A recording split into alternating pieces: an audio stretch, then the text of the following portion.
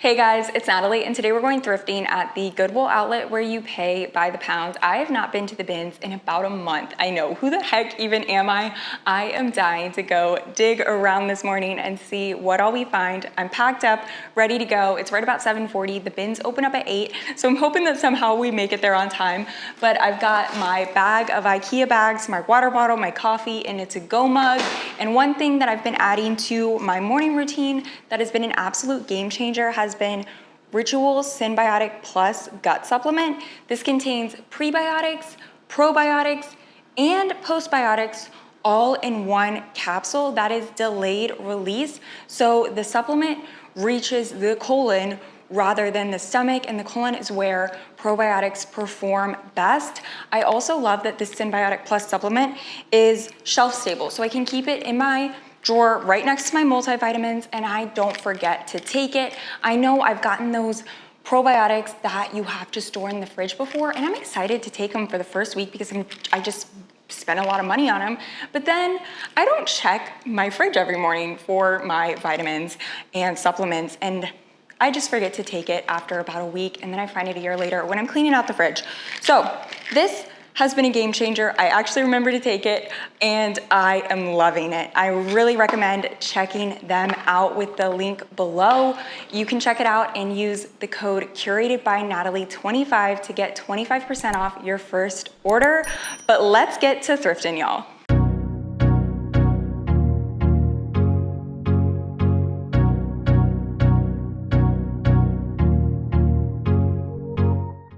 I ended up leaving just a little bit later than anticipated because I grabbed my granny car out of my storage closet and then had to load it into my car. My original ETA was 8:05, but I knew even being just 5 minutes late might mean not getting a cart. I ended up getting to the bins at 8:15, and what do you know? There were no carts available and already quite a bit of a crowd. I got in there and started digging. One of my first finds was this beautiful vintage Rampage double-breasted collared dress. Definitely an add to cart kind of piece. I thought this white button front vintage blouse had a lot of potential. I loved the little buttons. I tried it on, it was too big, and I was just not a fan of the fabric's feel. Funky pieces always catch my attention and are worth further inspection. This dress is Vintage BB Collections. A quick Google Lens search pulled up this same dress in a different colorway that sold for $350, as well as this retrofit Shelly jumpsuit that looks insanely similar.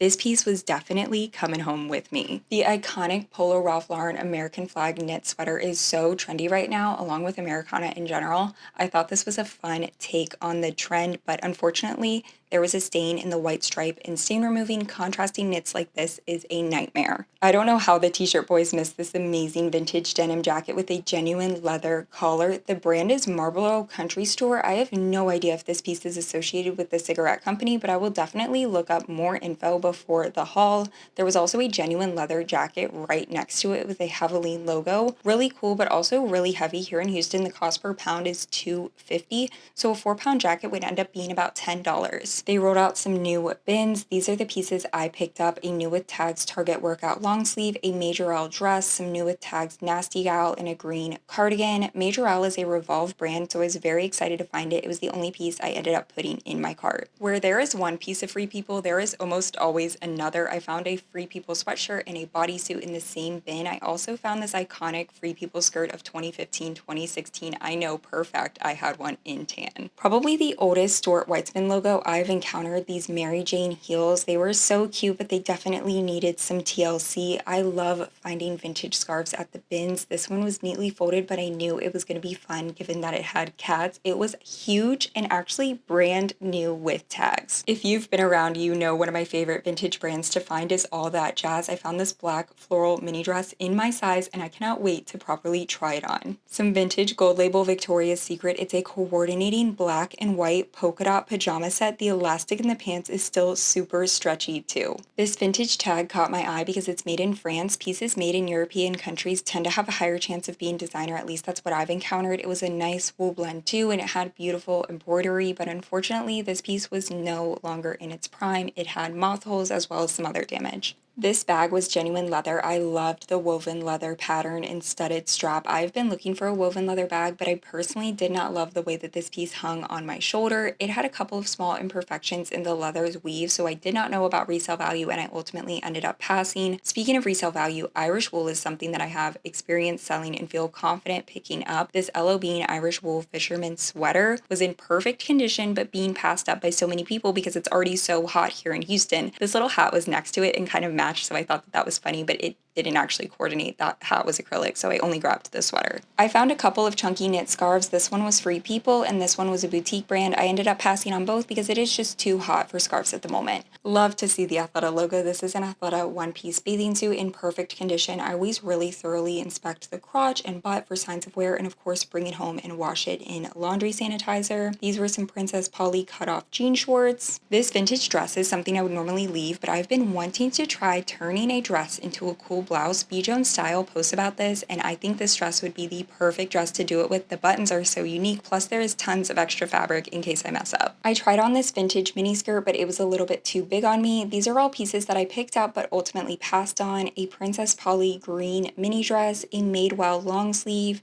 some airy leggings, a black mini dress, a cropped American Eagle tank top, this Urban Outfitters Sherpa. Most Sherpas do not hold up well after washing, and this one was already very dingy. This vintage polar bear sweater was so stinking cute, but I try to not get things that are out of season unless it's a really quality basic I would 100% wear in 6 months, or I know I will look back in 6 months and really regret not getting it. This is what my cart looked like at the end. I got 11.75 pounds and spent $31.67. $31.67 ended up getting me 15 pieces, so on average I spent just a little over $2 per piece. I have already washed and cleaned everything in the haul and tried on all the pieces that fit, so let's run through all 15 pieces real quick. Starting off with probably my favorite find, the vintage All That Jazz mini dress. How cute is this piece? I am so excited that it fits so well. It's so flattering, it's so comfortable because it's stretchy and floral. It is so perfect for spring and summer, and the draped back. I love this little added detail. I cannot recommend this brand enough. Their pieces are so cute, so timeless. Also, if you ever want to buy it on like Poshmark or Mercari, it's not even that expensive. So good. A questionable pickup, I will agree.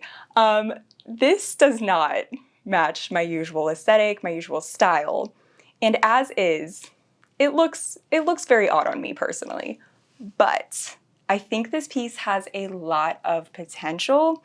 B. Jones Style makes this look so easy, turning a vintage dress into a beautiful blouse, and I think this is just the perfect piece to try it on. I won't feel guilty because literally no one was picking this piece up. It was in such a picked over bin, but I see the potential in it. I think we can do something with it. I think if we crop it, we keep these funky buttons, take the shoulder pads down a little. I'm not fully opposed to keeping some, but they're a little obnoxious right now. Plus, I'll have a lot of extra material. I could make some shorts, maybe make a skirt. We'll see. I don't know. I'm really not that good at sewing yet. So we're going to start with the shirt because that apparently is easy.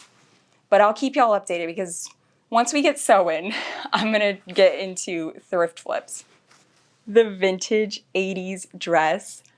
I was not expecting to like this when I put it on. I almost put it on as a joke just to take a picture in it, send it to my friends, and be like, oh, if only I had an 80s prom party to go to. But I actually really like it. The sleeves are so fun. The color, I think it's kind of flattering on me.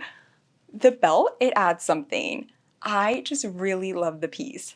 But here's the thing, I know myself, and I know if I keep this as a whole entire dress, I will never wear it. And I kind of want to turn it into a top, like with the floral dress. But I feel like that's a criminal offense because this piece is literally perfect as is. It also might go for a lot of money because it looks so much like that retro Fat Shelly jumpsuit, like to the T. It is actually insane how much it looks like that jumpsuit. I was zooming in on the retro Fat pictures. I'm like, did they just steal this woman's design? I don't know. But anyway, I am just conflicted. I don't know what to do. Let me know in the comments. Should I sell it as is, or should I keep it and turn it into a top? Let me know. Let me know. I don't know what to do. I get overwhelmed with decisions like that. The vintage Rampage velvet dress. I love the details on this piece. The satin collar, the double-breasted buttons, the little tie back. It is so sweet, so cute, but I don't love how it fits on me personally, and I just don't see myself altering a piece like this to make it work for me. So I think I'm going to ask my friend Steph if she wants it. It really reminds me of her personal style as well as what she sells on Whatnot.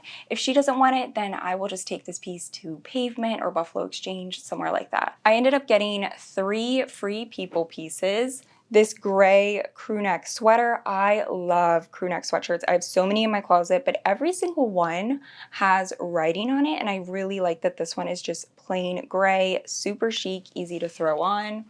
This black little cami tank, I did not try this piece on, but I have the same one in my closet already, just without this little silver bit, and I wear it for layering, and I thought, you know, having one with a little silver bit might be a nice addition to my cami drawer. The final Free People piece is this square neck bodysuit. This piece is too big for me, but I think it would fit McKenna really well and look really cute on her. And same thing, if it does not fit her, it's still really similar to the style that she sells on her Instagram. So I feel like either way, she'll get some use out of it. So I'm going to send that to her along with these Princess Polly cutoff shorts. Either they fit her or they don't and she sells them. The Athleta one-piece swimsuit, I ended up getting this for my mom. We are currently trying to up her wardrobe game to have more quality pieces in it.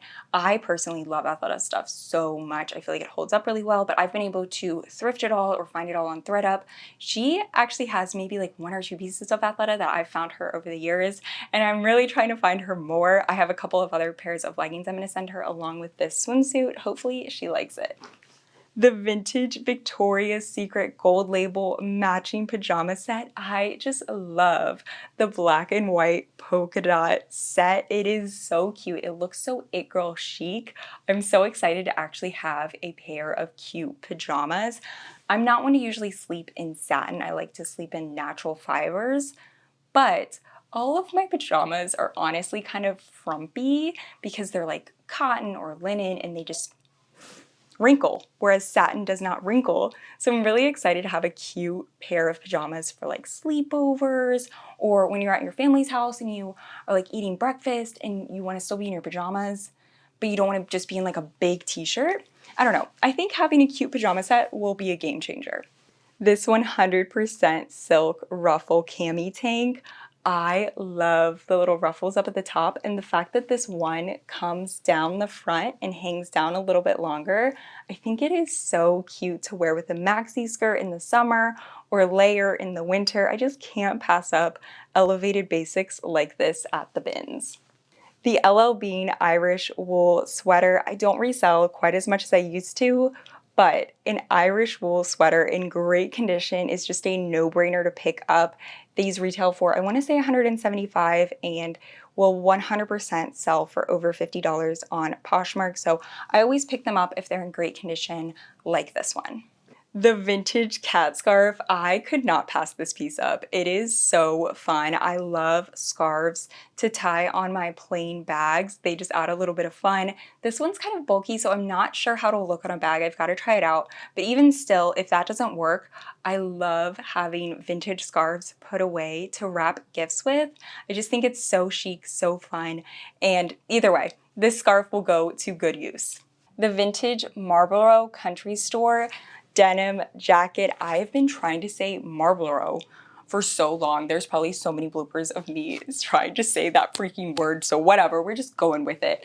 But I looked up some more about this denim jacket to see if it was somehow related to the cigarette company, and it is not. So Marlboro Country Store is its own fashion entity that started in the 70s, and then in 1984 it changed over to some other name. I forgot, whatever I learned by now. So I know for sure that this jacket is from the 70s to early 80s, which I think is a pretty cool thing to know. There are quite a few of these listed online, like probably at least 20. They do all consistently sell, it looks like eventually for around 40, maybe 50. But I don't really think it's worth selling for that. I kind of want to see if Lucas wants it. It is a little bit big for me to wear, but I love a good vintage denim jacket like this, and the leather color just makes this piece so cool. The final piece of this haul is the Majorelle one shoulder sheer dress. I was kind of caught up in finding the brand Majorelle because it's such a nice brand that's sold on Revolve. But I don't love this style. It's not even my size. I just was really excited to see the brand. And I think I'm just gonna take this dress to Buffalo Exchange or Pavement because it's not that hot of a style to be listing on eBay or Poshmark. So sometimes you can get a little caught up at the bins and maybe buy like a couple things that just aren't necessarily worth it. But anyway, I think I had a pretty good trip to the bins, especially considering I was only there for a couple of hours. This is a pretty realistic haul of what you'll find in a few hours at the bins. I had fun. I love going and digging. I love bringing you guys along with me. Thanks for tuning in once again. Be sure to check out Ritual with the link down below to save 25% off your first purchase. Thank you so much for tuning into my channel once again. I cannot wait to be back here with more thrifty content soon. Bye for now.